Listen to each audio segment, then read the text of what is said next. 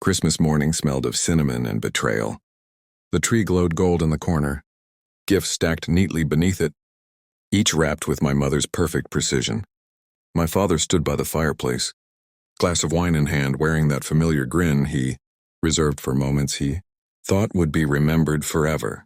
"This one's special," he said, eyes twinkling as he handed my sister a small velvet box. She unwrapped it slowly. A silver key. Mom's voice trembled with joy. "We bought her a house. Just a little something to start her new life." The room clapped. I didn't. My father turned to me, his tone soft, almost rehearsed. "You'll understand someday." I smiled back just enough to hide what was already breaking inside, because I did understand more than they could imagine. It wasn't the first time I'd been left behind. When I was 10, I asked Dad why he missed my school recital. He said he was busy. When I was 18, he promised to help pay for college until my sister needed a new car. And when I was 25, he said I was too independent for help. Now, standing there at 31, watching my sister cry tears of joy, I realized something. Love in our family had always been measured in transactions. But this time I wasn't the boy who swallowed silence. 2 weeks earlier, I'd already known what was coming. I'd seen the property transfer papers by accident. My name replaced by hers. Dad's signature gleamed at the bottom. The house he promised me, the one I'd helped him design, paint, and build, now had her name etched into the deed. He didn't even hide it. Maybe he thought I'd never question him. That's when the plan began. I spent nights learning, studying every corner of his finances. He was careless. Decades of arrogance disguised his confidence. He used my name for one of his shell companies. I found the bank accounts, the unreported income, the offshore transfers. He thought I never paid attention. He was wrong. I didn't touch a single thing. I just organized the evidence cleanly, precisely. I knew what it meant. Tax evasion, property fraud, and the timing perfect. All that was left was to wrap it.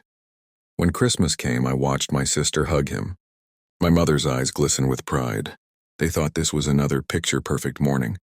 Then Dad reached for the last box under the tree. Mine. He grinned. Finally, something from my quiet son. Inside, a small leather folder. No ribbon, no card, just documents. He flipped through them, confusion turning to panic as each page unfolded. Bank statements, property ledgers, fake invoices, my name, his signature. His hands began to shake. "Where did you get this?" I leaned back, voice calm.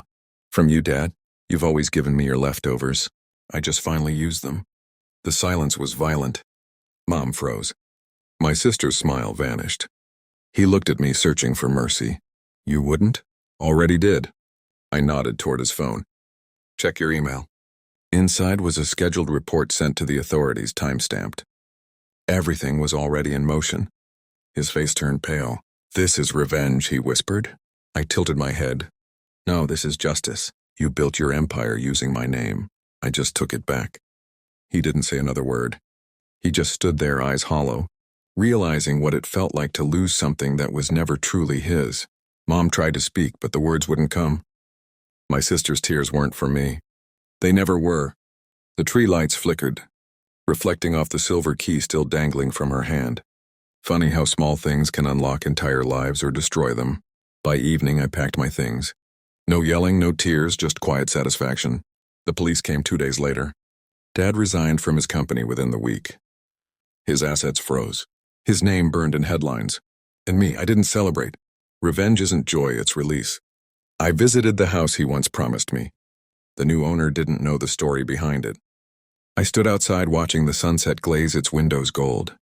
For the first time, I didn't feel anger, only balance. People like my father never expect their children to be smarter than them.